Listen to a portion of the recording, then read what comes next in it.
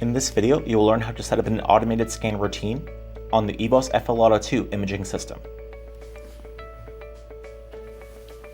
To set up an automated routine, click on the Automate tab in the EVOS FL Auto 2 software. Check that your hardware settings are correct for your routine. Click on the Edit button to make any changes. This button may be displayed as Review if you previously have run a scan on the system. If adjustments to the channel are needed, click on the Adjust Settings button to be brought back to the Capture tab. Go back to Automate to resume creating your scan routine. Click Done to save your settings. To adjust your scan area, click Edit. Here you have the option to define your scan area using either locations or a pattern.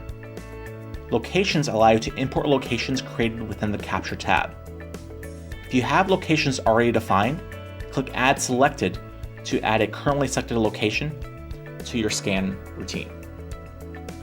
Click Add All to add all of your locations to the routine.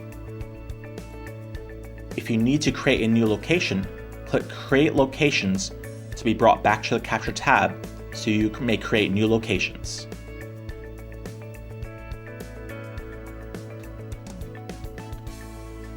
Click the Automate tab to go back to your routine setup.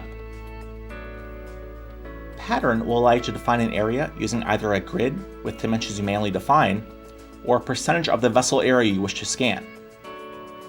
By default, the vessel map available in this tool will be the last map used in the Capture tab.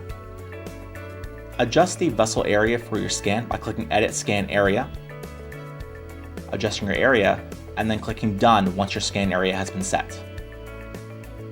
Once the scan area has been set, you can also select whether to utilize stitching.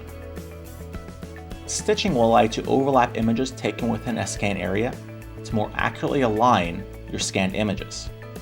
Disabling this option will tile images together so no overlap takes place.